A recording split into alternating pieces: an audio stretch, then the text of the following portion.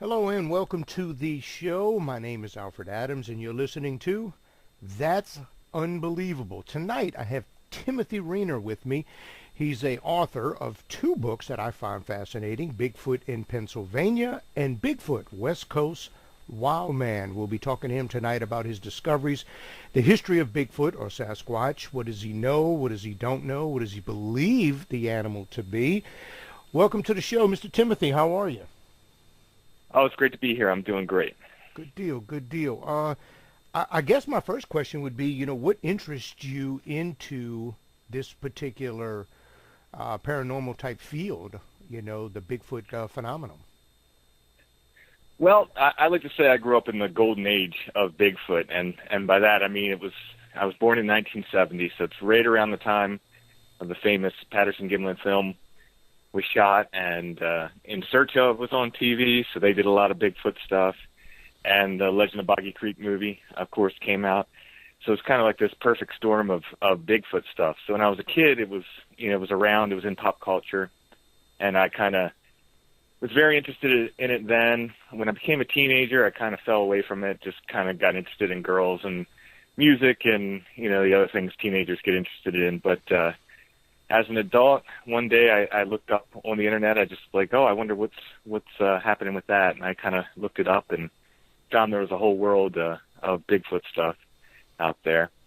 I wrote my first book about local legends, various things, Bigfoot, UFOs, other cryptids, and so forth. That's called Beyond the Seventh Gate.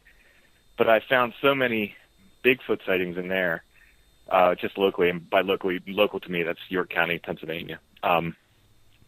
I found so many Bigfoot sightings in there that it just fascinated me. I thought I might find a couple, but I found, like between 50 and 100 just local sightings at that time. And really, really got me excited and interested in the topic again, and I kind of jumped in with both feet since then. Well, let me ask you this. You brought up the Peterson video. Obviously, that's one of the most famous videos of a caption of Bigfoot at the time. A lot of movie maker monster people, they still flip a coin. They believe it's real. Some people don't believe it's real.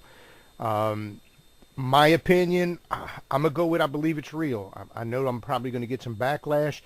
My theory for why it's real is probably different than somebody else's. They never profited from it from what I understood, and if I'm wrong, please correct me. And number two, what did they have to gain by doing it? Yeah. There's a lot of. I've written a little bit about the Patterson film, and I always say that for every expert and layman you find that says it's real, you can find probably just as many to say that it's not real. I personally also believe it's real. I think there's enough compelling information there to make it a real creature. I just don't think they had the technology at the time to make suits that good. To see the movement of muscle beneath the hair and the gait of the creature is very interesting and very unnatural to humans. Humans have a lot of trouble walking like that. Let me ask you this. I heard this. I have no idea how true it is because I've never really did a lot of research, but I have heard that there actually was more than one creature there at the time, male and female. But the one that they captured on film is the one that everyone sees. Did you ever hear that or not necessarily? I've heard so much fly around about that. I mean, it's such a legend that so much gets put into the movie, good and bad. I don't know that's the case, just because I've heard Bob Gimlin speak of it. I think they were worried about there being another creature. What it was is, I think when the creature looks back, it's looking at Bob Gimlin, who had, there were two fellows there, Patterson and Gimlin, and I believe the creature was looking back at Gimlin, who had dismounted and had his rifle, because they were afraid there might be others in the area. So he was covering Patterson, who was actually filming the creature, with a rifle at the time. So I think that's when you see the creature look back in the video, I believe it's looking back at Bob Gimlin. Mm-hmm. So they were worried about there being other creatures around, but I don't believe they saw one at the time. Now, if I'm not mistaken, that particular film is in California, correct or no? Yeah, that's Bluff Creek, California. Yep. Okay. Yeah, I mean, I remember my dad, we were watching it, we saw it on TV, it came up, and it was like, holy smokes, and my dad was a huge hunter. He was also a deaf mute, so he couldn't hear and he couldn't speak. So there was obviously concerns if my dad would ever go deer hunting and something like this would come upon him. You know, he really couldn't yell and he wouldn't hear the creature come up on him and stuff like that. So, Sure. you know, me and my brother kind of got thrown into the mix of going sit in deer stands with him. One of the things I have learned by deer hunting is the quietness you have to be. Things sound amplified in the woods. You know, deer had a sense of smell, hearing, and sight that was off the charts. My question to you is it believable that this particular creatures would just be way more amplified than a deer? Because obviously we see more deer than we do of Bigfoot. Is that something that you have learned through your studying and observation, or not necessarily? Well, if they are natural creatures, and that's an if, and I'm going to probably drive everyone crazy when they listen to me because I'll say a lot of things like that, if, and I won't, you'll find me fairly agnostic as to what the creatures are. I do believe they're real, I'll say that much. Whatever they are, they're really leaving footprints behind. People are really seeing them. But what they are exactly is still up for debate as far as I'm concerned. But that said, if they are real creatures, I believe they have probably a combination of human-like intelligence and animal-like instinct, which would be an incredible combination. They don't tend to make a lot of mistakes, but if you look at animals, you know, I always give the example of looking out my window, I see squirrels on a regular basis do tricks that if they make a mistake, they're dead. You know, they jump from tiny twig to a telephone pole, and if they make a mistake, they're dead, and they don't. They rarely ever make mistakes. I mean, they do, but it's very, very rare, and that's animal instinct. And if you combine that with human intelligence, I think you'd have a very formidable and very wood-wise creature, something that would be literally king of the forest. Okay. I almost want to jump in with this next question, which could really make the show go all over the place. I don't know if I should or if I should hold back, but I'm going to flip a coin and we'll see. My gut instincts, because you said if. I don't know exactly where you stand on the biblical term of Genesis 6 with falling angels coming and mating with all flesh. If that portion is true, if someone does hold a biblical truth to this, would you say that it's possible these things could be hybrids, maybe interdimensional, something to that effect, or is that really grabbing for straws? I mean, there's a lot of people who put out those ideas.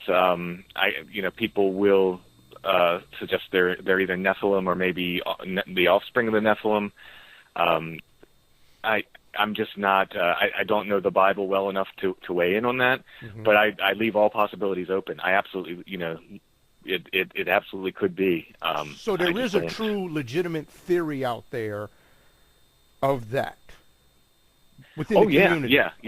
Okay. There's a very big contingency within the community that believes that. Yes, absolutely. Okay. That helps a lot. That does weigh in on some things, because there's lots of people who do believe, at least I have heard, that they believe they're offsprings of the Nephilim, that they're interdimensional. Here's a question for you.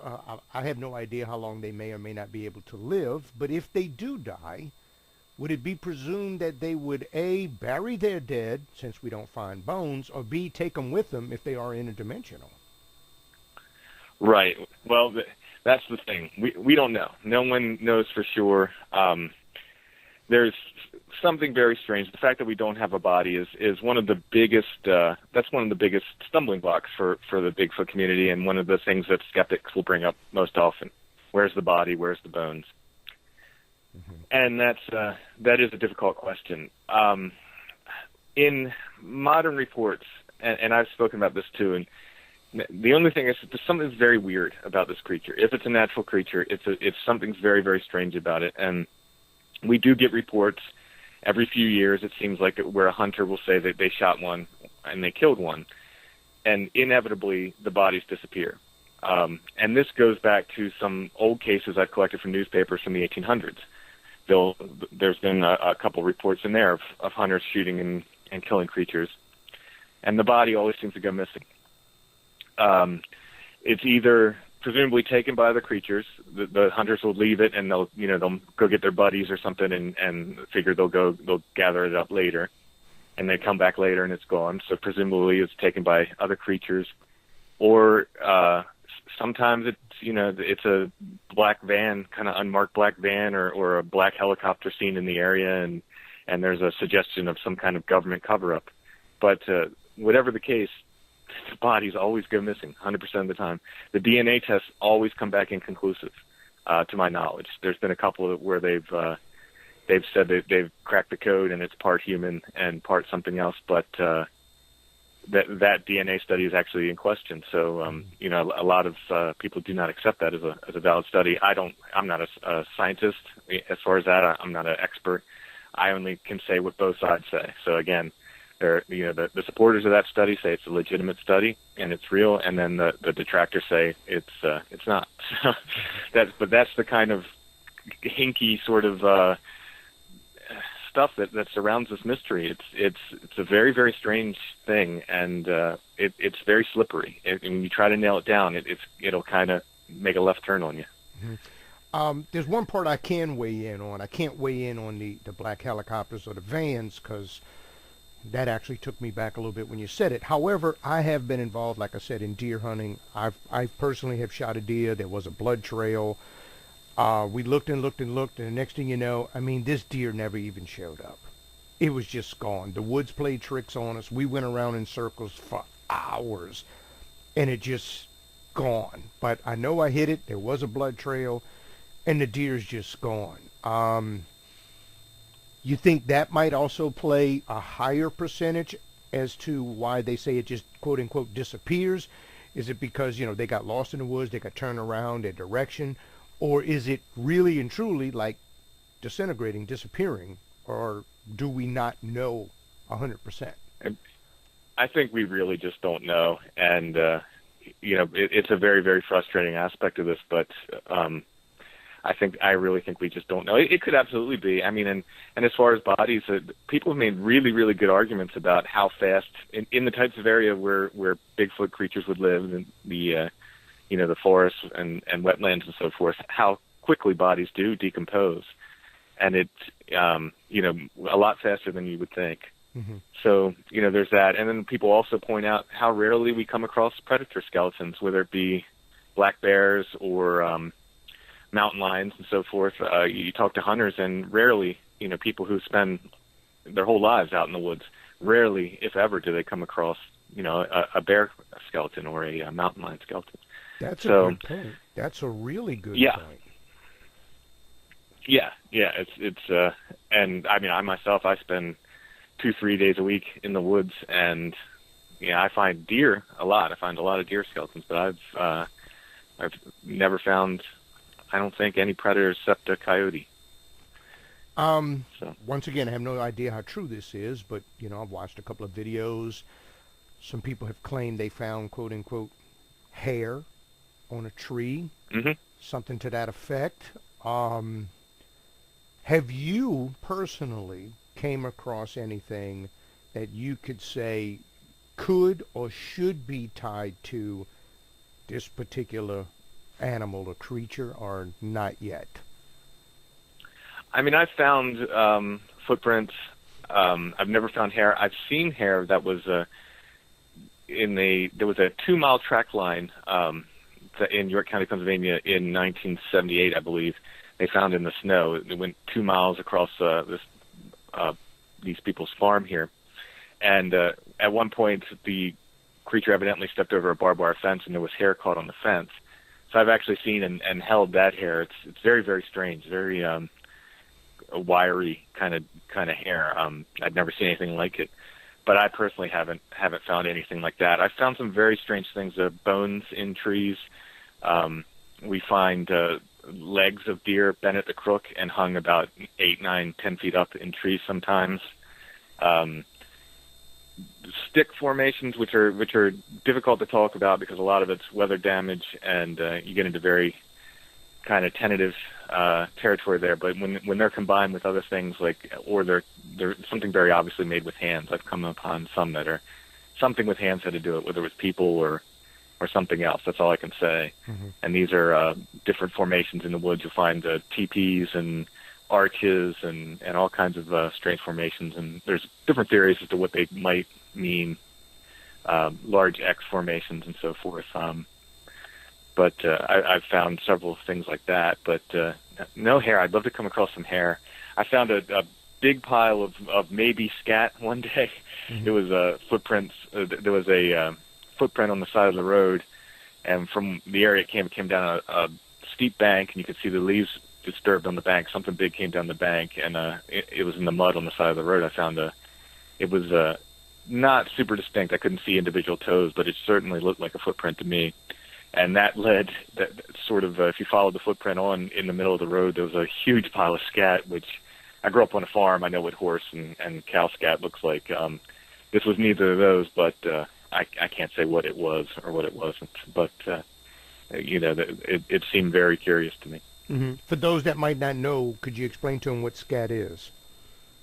It's fecal matter. It's manure. That's what I thought as well, but I wanted to be sure. Sure, yeah. The footprint that you've seen, have you only seen it that one time? Have you seen something similar to it before in another location, or only that one time on the side of that hill? As far as footprints, I found some other maybe footprints in the snow. Again, it was a very light covering of snow, and I couldn't see individual toes or anything, but the shape certainly looked like a large bare footprint. And it wasn't castable. Neither was the one in the mud. The mud was kind of dry, and it wasn't super deep, and it really wasn't castable. I wish it was. I'd love to have some casts of my own, mm-hmm. but have you I've never found one castable before of someone else's.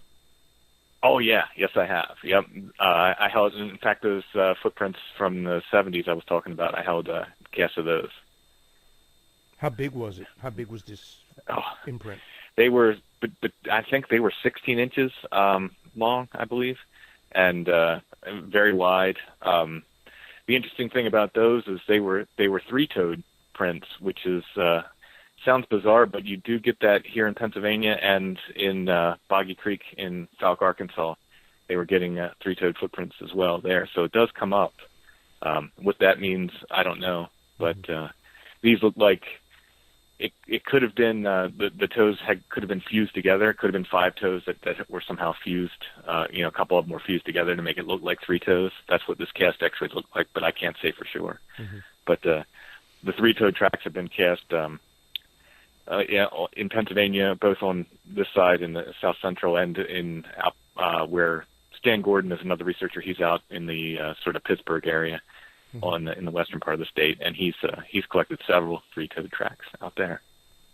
Have you ever interviewed someone, I guess you would say, for the lack of terms, swear on the Bible, that they have seen something, they gave you what you do believe to be some credible evidence, that they physically seen this creature, and to them, they're 100% convinced that they saw this particular creature, or you're hearing more of the grapevine story of my grandfather said this, and it's just kind of getting generated down?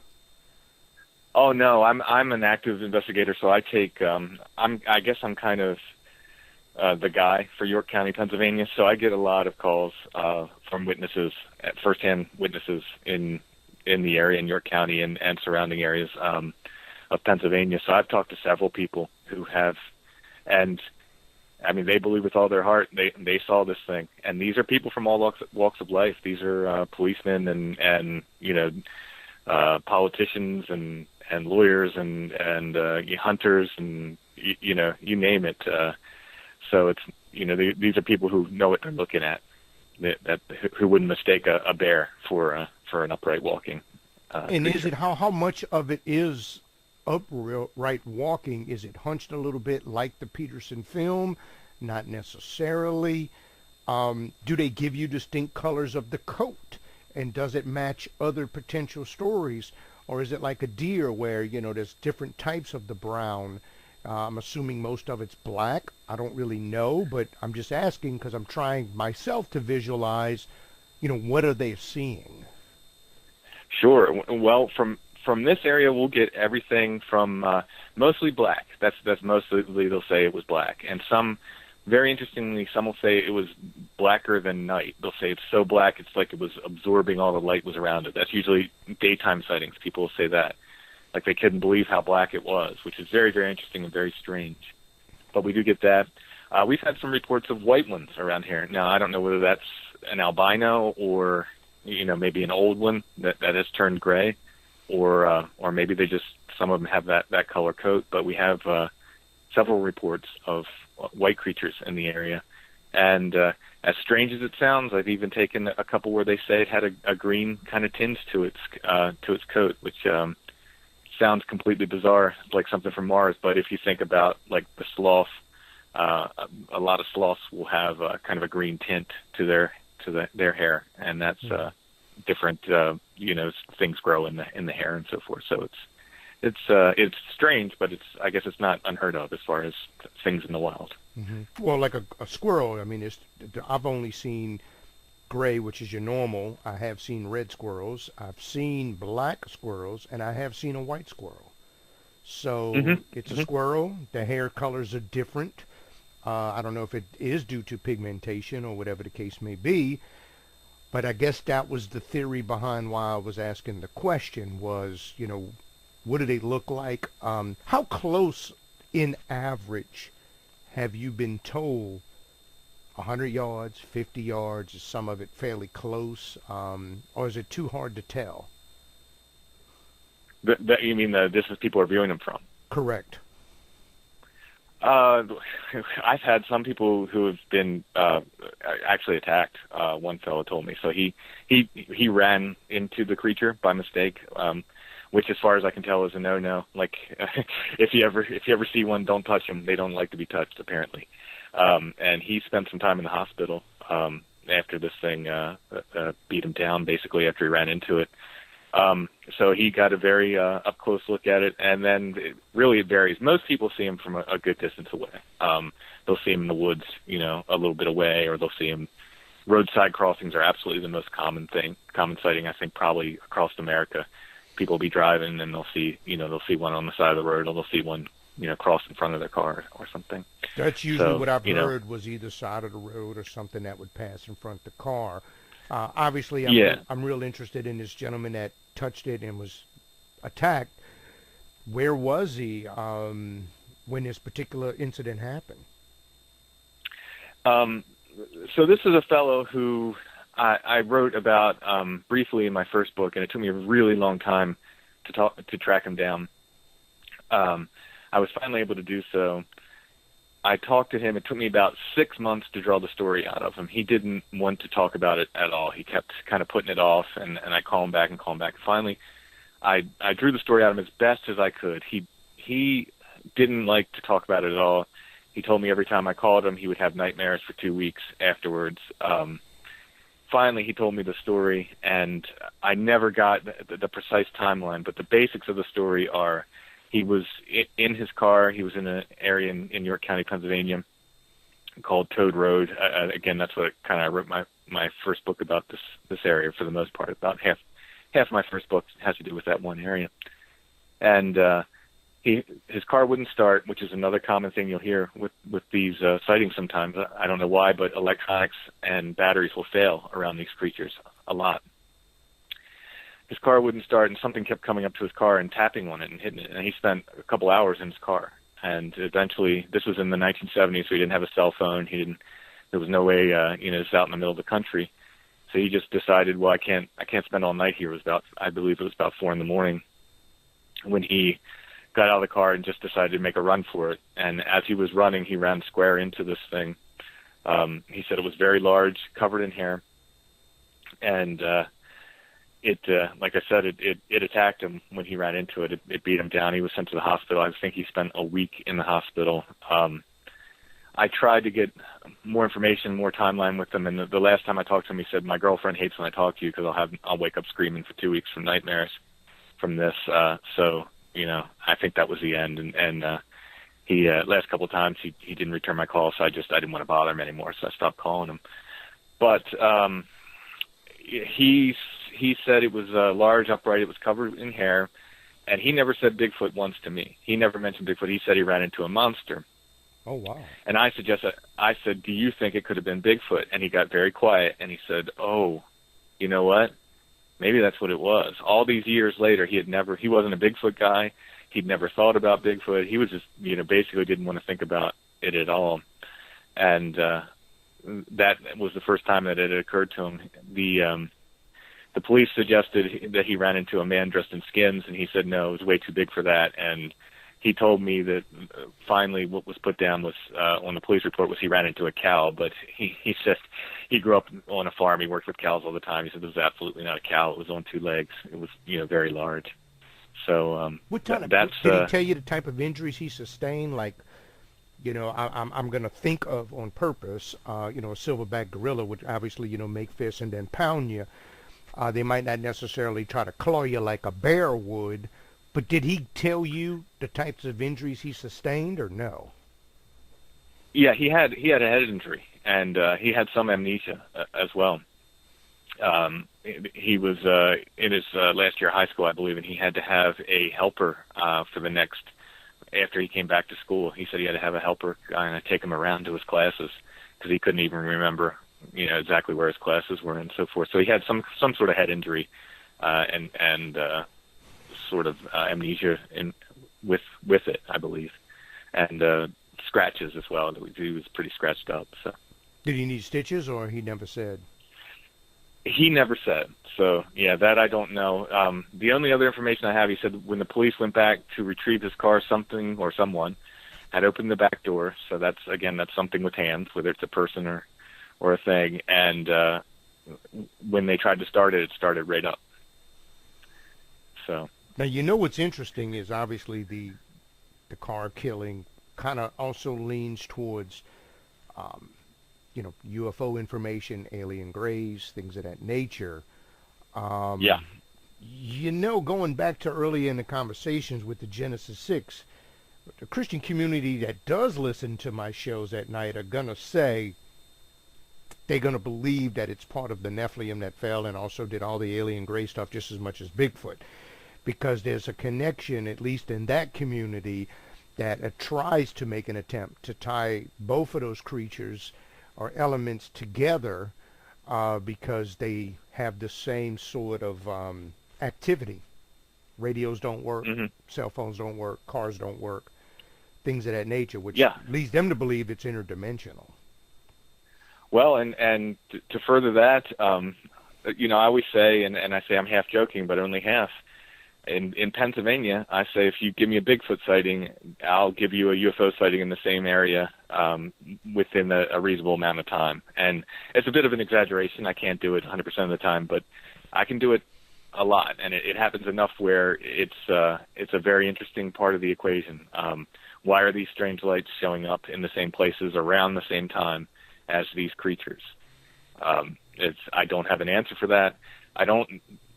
Personally, I don't think they're flying around in flying saucers or aliens are dropping them here, but it's something that has to be noted. And I often tell people, other researchers a lot of times will kind of, if they're Bigfoot researchers and they want to believe it's an ape in the woods and nothing more, they kind of toss out the information about the lights. They'll write down the information about the creature and they don't want to hear about the lights. They'll say it's unrelated, but I always say, how strange is it for someone to see one of these creatures, and then how strange is it for someone to see a UFO? And then when you put them together, you have to at least note it to me. You have to at least, as a responsible researcher, you have to at least kind of note that these two things are happening in the same area. Whether they have anything to do with each other or not, I don't know. I can only say that, and this is my friend Joshua Cutchin, this is the way he put it, and I've taken this from him. He's another writer who writes about this kind of stuff. He says you can at least say that whatever conditions are favorable for Bigfoot are also favorable for UFOs and these other mystery lights. Here's a third thing to throw in the mix, and I don't know if it does happen. At the same time, if there are UFO lightings or sightings and Bigfoot stuff, is there anything on radar for cattle mutilation or no? Well, it does happen in certain places. I mean, there's like Skinwalker Ranch out there in Utah has a lot of. They have the cattle mutilation, and they have Bigfoot creature sightings in the same place. Of course, also with UFOs and various other things. So it does happen. But the other curious thing is often when people find what they believe to be Bigfoot kills, and again, this doesn't happen all the time, but it has been reported. And this is reported with cattle mutilations also. They'll report that the corpse, nothing will touch the corpse, nothing else, not even flies afterwards. So there is that similarity between cattle mutilation and Bigfoot as well. Do you think it might be tied into the, I don't know if radiation is the right word, but whatever is causing the cars and cell phones and things like that not to work? Do you think that might be tied to that particular element, or is that still open for debate? I think it's open for debate. I mean, I think it's a good guess.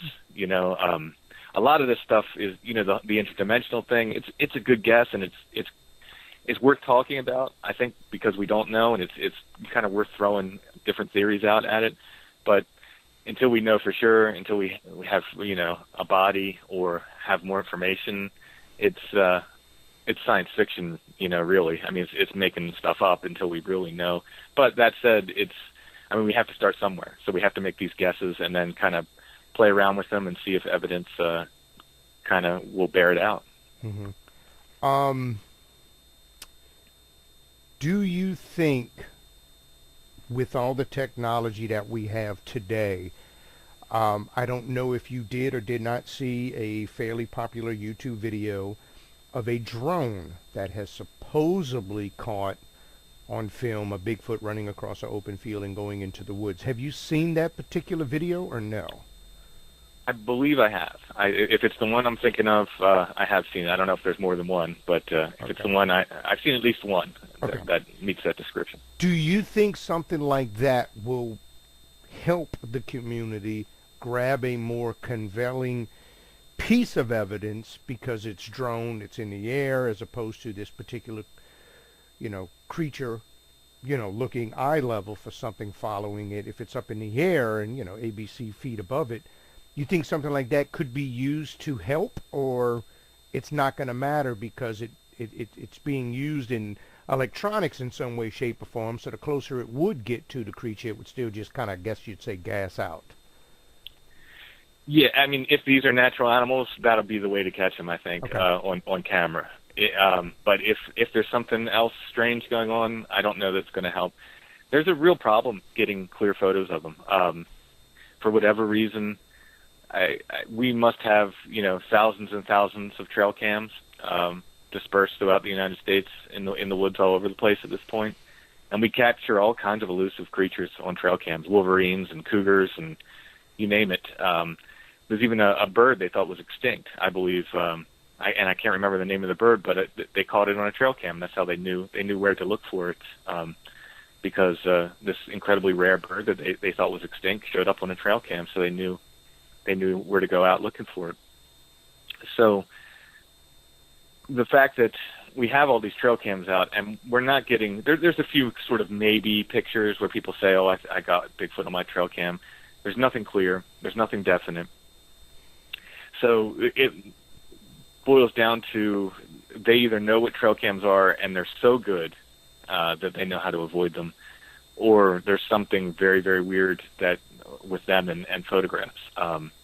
There was a comedian, Mitch Hedberg, very funny comedian, and he had a joke that he said, I think Bigfoot is blurry. That's why people can't get a good picture of him. I think he's actually blurry, which is a funny joke, but I half wonder if there's not something to that. When people talk about how fast they move, and people have talked about it cloaking, like the Predator creature does in the Predator movies, like it'll kind of fade out. People have seen them disappear. There's been accounts in Pennsylvania where people have seen it disappear from one side of the road and reappear on the other.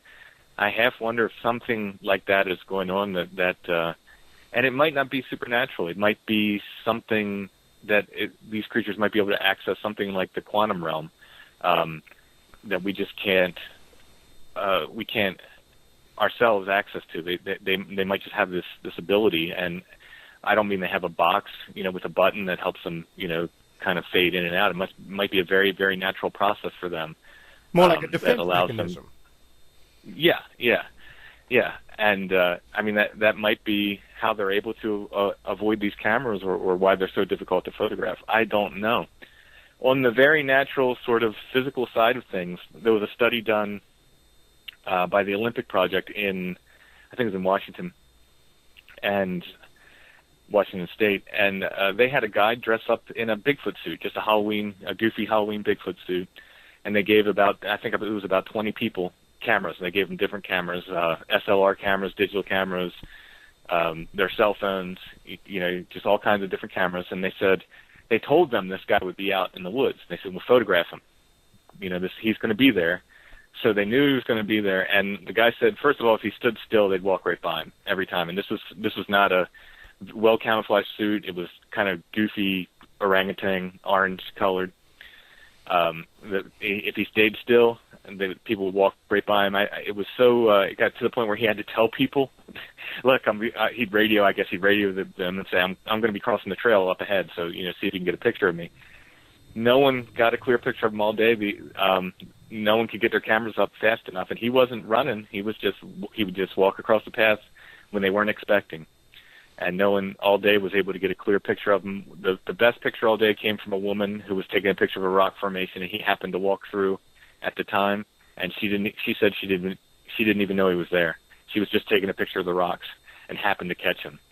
So it's not easy. Everybody thinks it's very, very easy to get a cell phone out and take a picture. It's really not. And these creatures reportedly move super fast. And I mean, I've seen, I don't know, I can't say if it was a Bigfoot creature. All I can say it was big, very big, and very, very fast. And there's no way I could have had my cell phone out in time to get a picture of it. Mm-hmm.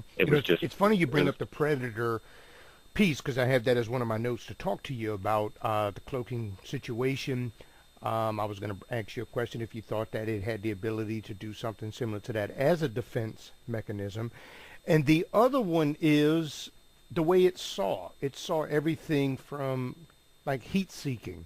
Do you think that particular creature might be able to do that, as obviously not by pressing buttons on its wrist, but have the ability to see that way? That's why it's so hard to get close to it, things of that nature, because it has the ability that is built into this thing that is more advanced than we could ever dream of.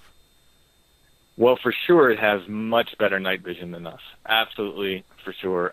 There's no question about that. They can just see better at night. I mean, they are. It's. I don't think that's up for debate.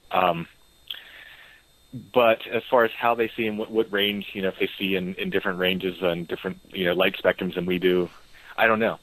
I really don't know. It's possible, and maybe that allows them to see the electronic signatures, on these trail cams. Maybe they know they're there, and maybe that's how they avoid them. Interesting. Is there any proof that they may or may not be meat eaters or vegetarians? Do we know, or is that still kind of open for debate as well? I think, back in the 70s, I remember reading books and stuff when I was a kid, and back then the general sort of line was that they're vegetarians and they eat nuts and so forth. But for all accounts we have, and the good thing about the internet is we get a lot of witness accounts now, whereas before they'd trickle in. But there are a lot of podcasts where people will tell their accounts. There's a lot of places for people to write in their accounts and so forth. So we get a lot of accounts. They are definitely omnivores. Some types, now this gets into a whole other territory. Some people believe there might be actually different types of these creatures, up to 4 or 5 different types that live in North America. That's probably a whole other show, and I would say there's probably people better qualified to talk on that than me. But that said, they do believe there's some types that might be exclusively carnivorous, and that's based on their teeth. People will see some of these creatures that have fang-like teeth, a whole mouthful of them, whereas others will report, very human teeth, very kind of square, teeth like chiclets and so forth. A lot more people will report large canines than you would think. You get a lot of reports of very large canines on the creatures. So they seem to be omnivores. People have seen them hunt deer. People have seen them eating flesh and raccoons, and people have seen them eating grubs and so forth, as well as, of course, fruit and nuts too. Mm-hmm. Through your research, anything that might come to you from, let's just say, overseas, whether it's Central America, South America, Europe, Asia, Australia, whatever, are any of the reports extremely similar to what happens here in North America, or are they falling into another classification of animal? No, they're very similar, and this goes throughout time. My two Bigfoot books, the West Coast Wild Man and Bigfoot in Pennsylvania, they're both collections of old articles back before they even called them Bigfoot. Bigfoot really wasn't a term we used in popular culture really until 1970. It starts being used in the late 50s, newspaper articles and so forth, but it really didn't hit popular culture where everybody knew, what Bigfoot was until the 1970s. So when you look at these old articles, they're not going to say Bigfoot, they're not going to say Sasquatch. They most often say wild man, and you have to dig through and kind of see if they're talking about what appears to be a Bigfoot creature, or if they're talking about some regular human. But a lot of them seem to be talking about Bigfoot creatures. They'll say it was covered in hair, it was 7 foot tall, this, that. But the most interesting thing to me about these old articles over time as I've collected them is the behavior. And the behavior they're reporting is the same. There's certain aspects of the behavior that they'll report in these old articles and in reports from all over the world. And there's a checklist of things, like from the fact that dogs won't track them, and they will attack dogs, often, to behaviors like window peeking. They'll come up to people's houses and peek in the windows, to the fact that the creatures seem to be able to recognize what guns are. There's a lot of reports, old and new, a lot of reports from the old times and modern reports as well, where hunters will either get out a gun or point their gun at them, and that's when the creatures will scream at them or get very aggressive. At that point, they seem to somehow know what guns are, which, again, very, very strange thing, and it's not recent. This goes back to at least the 1800s in the reports I've collected from back then. Here's a theory I'm going to throw out as like I said, being involved in hunting. It may either trigger a possible, answer from you, or it may even be a new account. Once again, deer hunting and stuff of that, there's a thing called buck fever. When they see a deer, the hunter gets extremely excited, or even fear runs through them. Some people believe that that actually generates a smell through your glands. So he's going to pick up the rifle, he gets ready to shoot. Sometimes the deer runs off right before the shot happens, as though the deer knew there was a person there and they had a weapon and they were going to shoot him. Do you think that might be a possibility, such as they sense it like a deer does, or probably not? It's very possible. And when I say they recognize what a gun is, they might not know exactly, oh, that is a gun. They put bullets in those, and then, exactly how it works. They might just know that's a very dangerous thing. I read an article somewhere where it said there's been an increase in black bear attacks over the recent years, and someone put forth a theory that it's because humans stopped carrying guns for the most part, unless they're hunters. So black bears kind of learned those things are dangerous. They carry those guns, and then they started seeing people not carrying guns anymore, and sort of in some way realizing when they don't have those big long sticks that make booms, they're not as dangerous. So it might just be as simple as that. Well, which also would lead to there's some form of communication. I would believe bears can communicate. I believe squirrels, deer. I would imagine these particular creatures can communicate too, such as if you see a human, or whatever they may call us, with blah, blah, blah, that's a bad thing. You need to run. If they don't have it, then, it's less dangerous. So I'm assuming that, they have some kind of way to communicate with each other. They have, as far as I know, and I do believe they have language. There's a fellow named Ron Moorhead who recorded hours of recordings from the Sierra Nevada mountains, and a guy who works for the Navy as a cryptolinguist. Now, it was his job to not necessarily decipher language, but to figure out when people were speaking a language and what the language was and so forth. And this fellow heard these tapes and listened to them, and he said, without a doubt, they're speaking a language.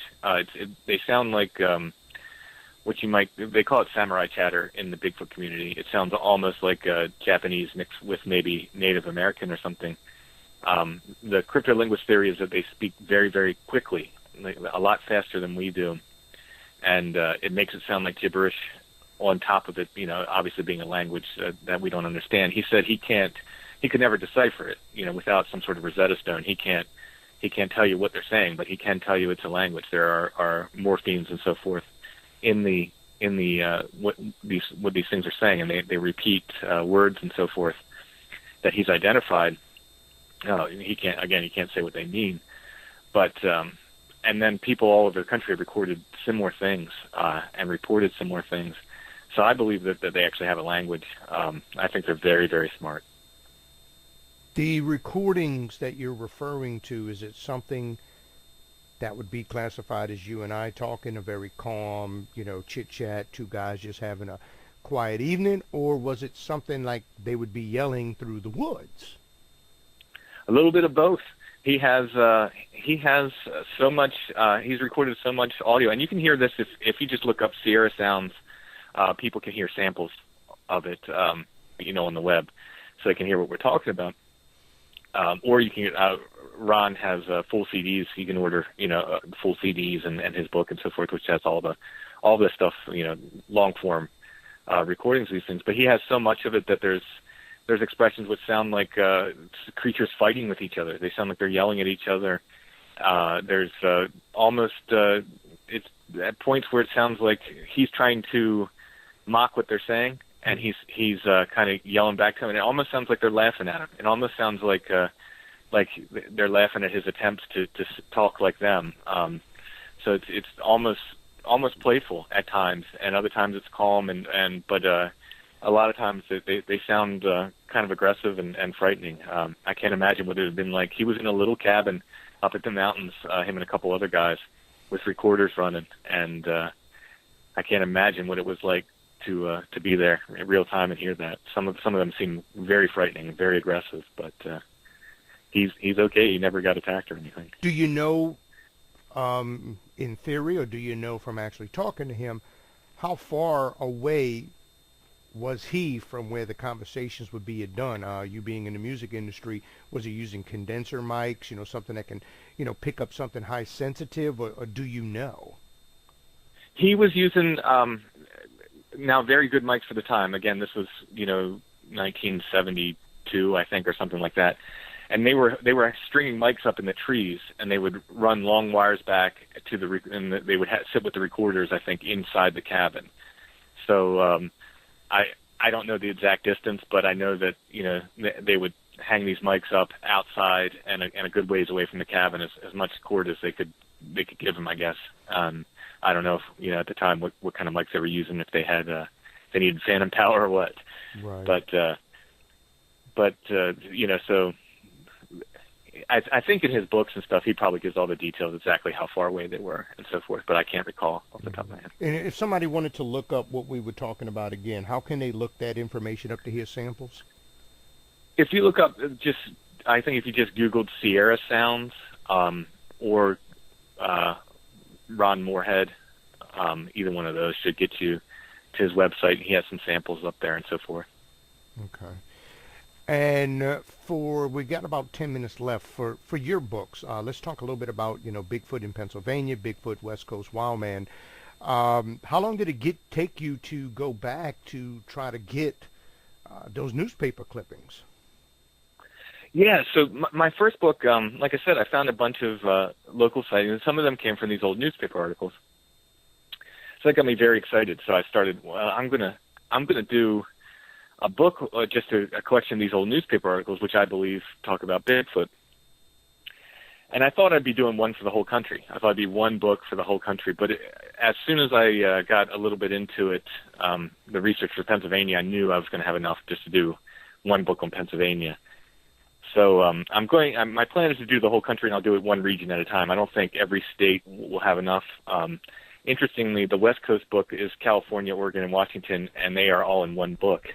I would think going into it, I would have thought it would have had more in those states than in Pennsylvania, but I think that boils down to there was more press in Pennsylvania in the 1800s, more papers to report on this stuff than there was out there.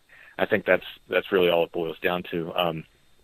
But that said, it takes me a long time. Now I will sit there and go through various newspaper archives. For the Pennsylvania book, because I live here, I was able to go to a lot of like local historical societies and dig through newspaper archives that aren't online or aren't available electronically.